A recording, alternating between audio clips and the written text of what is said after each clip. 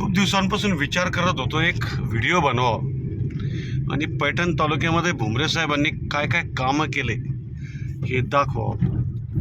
कारण मी मागच्या वर्षी ज्यावेळेस पोळ्याच्या वेळेस आलो गावाकडं त्यावेळेस मला काही जास्त माहीत नव्हतं. आता हे फळबाग नियोजनाचं काम सुरू केल्यापासून जवळजवळ पैठण तालुक्यातले 100 गावं बघितले. प्रत्येक गावासाठी जोडणारे पक्के रस्ते, शेततळे, विहिरी, पोखराच्या अंतर्गत एवढे कामं झालेले.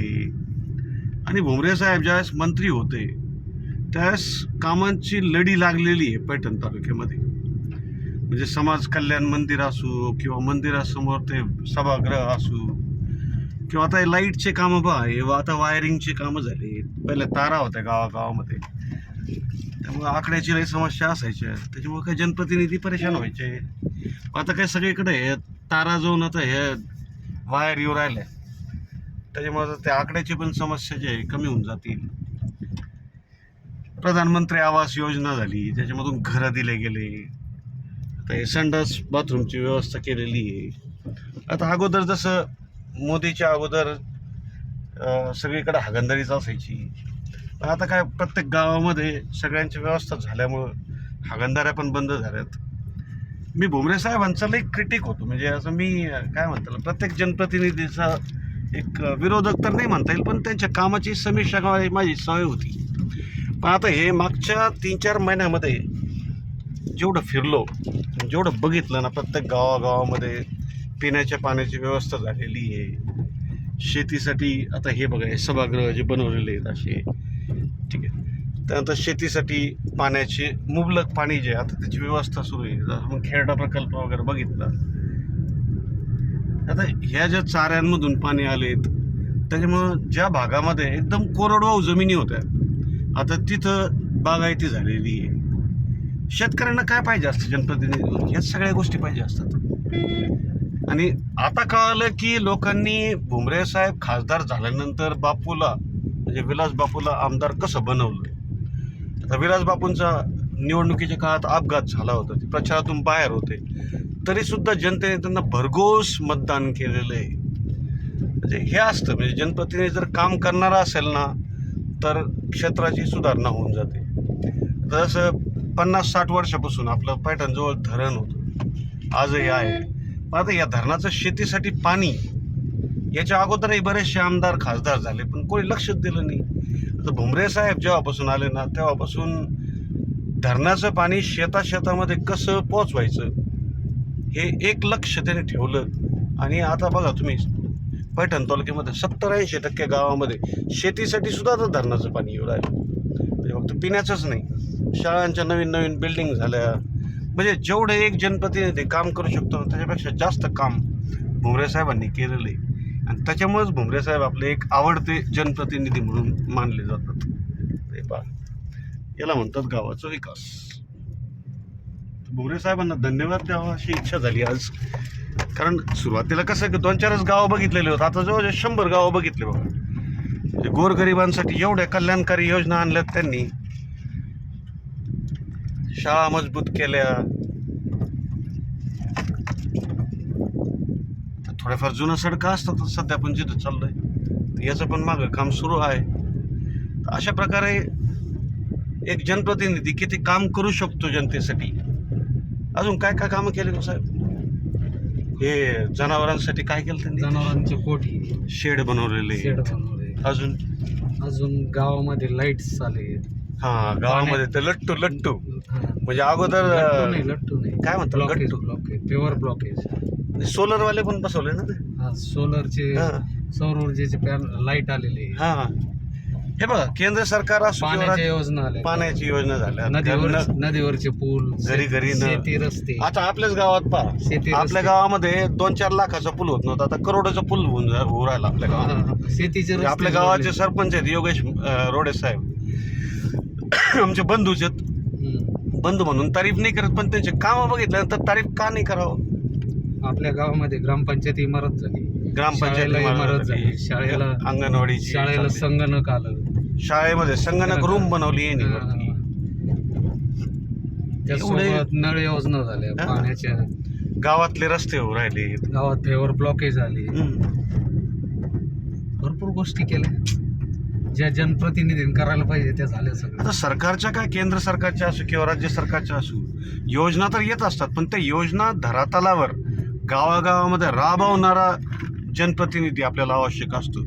तो सरपंचाच्या रूपाने असो, जिथं आपलं योगेश रावांनी चांगलं काम केलं. अगोदरचे सरपंचांनी प्रयत्न खूप चांगले केलेले आहेत. अशोक रोडे असू किंवा मस्के साहेब असू, संजय गवळी असू, सगळ्यांनी आपापल्या पद्धतीने चांगले कामं केले होते. पण आता जेव्हापासून भुमरे साहेब मंत्री होते आणि त्यानंतर त्यांनी जे कामाचा सपाटा लावला ना, आणि मग आपल्या सरपंचाने त्याला ओढून घेतलं. आपले पंचायत समितीचे सदस्य भाऊलवडे झाले. यांनी पण जेवढ्या जिल्हा परिषद पंचायत समितीची योजना आहेत ना, एवढ्या मस्त राबवलेल्या आपल्या क्षेत्रामध्ये.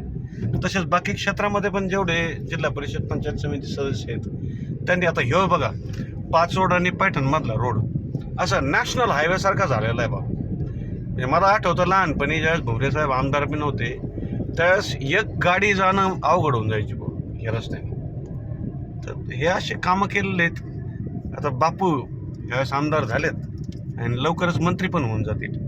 फडणवीसला थोडी जरा म्हणजे हे असेल ना, काम करणाऱ्या आमदारांची काय म्हणतात तर मराठीमध्ये कळवळ. तर मग भुमरे साहेबांना म्हणजे बापू भुमरे, विलासबापू भुमरेंना लवकरात लवकर मंत्री बनवायला पाहिजे त्यांनी. कारण विलासबापू भुमरेंचे वडील ज्यावेळेस मंत्री होते तर कसे कामं केले जातात हे विलासबापूंनी चांगले बघितलेले आहेत. म्हणजे आमदार होण्याच्या अगोदरच मंत्र्याचे काय कामं असतात हे बापूला सगळे माहीत होते. आता अशा आमदाराला जर मंत्री केलं तर कल्याण आहे मग पूर्ण तालुक्याचं आणि राज्याचं. तर फडणवीस साहेब जर हा व्हिडिओ चुकीने तुमच्याकडे आला तर विलासबापूंना मंत्री बनवा. विलासबापू मंत्री बनतील, चांगले कामं होतील, पुढच्या वेळेस पण सरकार येऊन जाईल. नाही तर विलासबापूसारखे कर्तव्यनिष्ठ कार्यकर्ते जे आमदार झालेले ते जर मंत्री नाही झालेत मग पुढच्या वेळेस सरकार कशी यायची हो. आता शिंदे साहेबालाही विचार करायला पाहिजे. तुम्ही मंत्री असताना तुम्ही संदीपान भुमरेंना मंत्री केलं, ते तुम्ही मुख्यमंत्री असताना. आता हे फडणवीस मुख्यमंत्री. आता हे बघा सोलरचे म्हणजे आता दमादमाने शेतकऱ्याला फ्री ज्याला आपण वीज म्हणतो शेतासाठी. आता जेवढे सोलर पॅनल आहेत, केंद्र सरकारच्या योजना आहेत. आता इंटरनॅशनल सोलर अलायन्स आपल्या गुडगावमध्ये, गुरुग्राममध्ये, दिल्लीच्या जवळ. आता हे इंटरनॅशनल अलायन्स, पण त्या अलायन्सच्या गावागावामध्ये जनप्रतिनिधीच पोहोचू शकतो. ते काम भुमरे साहेबांनी केलेलं आहे त्यांच्या काळामध्ये. जिथं करोडो जमीन होती आता ह्या भागामध्ये बघा तुम्ही, उदाहरणार्थ या विहिरी, हे सगळ्या भुमरे साहेबांचे कामं आहेत बघा. आज मला वाटलंच राव, आज दाखवाच लोकांनी. लोक विचारतात आमदारांनी काय कामं केले, मंत्र्यांनी काय कामं केले. म्हटलं आता कामासोबतच दाखवू. आता हा सगळा करोडो भाग होता आणि हा करोडो भाग दमादमाने आता हिरवा झाला आहे. हा हिरवा का झाला? कारण जनप्रतिनिधींनी लोकांना सगळे कामं करण्यासाठी आवश्यक मदत केली. पोखरा आहे, पोखरामधून एवढे कामं करून घेतलेले. आणि फळबाग नियोजन मंत्री होते, काय फळबागाचं काय कोणता मंत्री असतो तो? रोजगार हमी योजना, फलोत्पादनाचं एवढे कामं झालेले. इथं पाचवडला एक मोठी मंडी आणली आता त्यांनी. पुढं रेल्वेचं काम, आता मला वाटतं सर्वेचं काम सुरू झालेलं आहे. एक सर्वे आपल्या नारायणगावमधून शिवारामधून झालेला आहे आणि दुसरा आता ह्या पाचवड साईडने हो राहिला. आता जिथून होईल आपल्या गावाकडे लोकांना सगळ्यांना आपले जेवढे फळबागा आहेत या शेतकऱ्यांना आपला माल भारतातल्या वेगवेगळ्या मार्केटमध्ये किंवा आंतरराष्ट्रीय मार्केटमध्ये पण पोहोचवणं सोपं होऊन जाईल. तर हे अशा प्रकारे हे बघा, आता हे कोरडो जागेमध्ये, इथं कोरडोच्या क्षेत्रामध्ये आपले नारळाचे बाग, म्हणजे इथं पाणी आलं म्हणूनच झालं ना. तर लहानपणापासून बघतो आपण हे सगळं कोरडो क्षेत्र होतं. तर संदीपान भुमरे साहेब आता खासदार आहेत. अजून केंद्राच्या योजना भरपूर येऊ राहिल्यात आपल्या क्षेत्रामध्ये. सोबत बापू आहेत आणि बापूही आमदार म्हणून भरपूर कामं करतायत. आता बापूंना जर आमदार म्हणजे मंत्री केलं तर मग अजून ह्या कामांची लढी लागेल असं आपण म्हणू शकतो. मी संतोष रोडे पाटील. मी काही बापूंचा कार्यकर्ता नाही बरं का.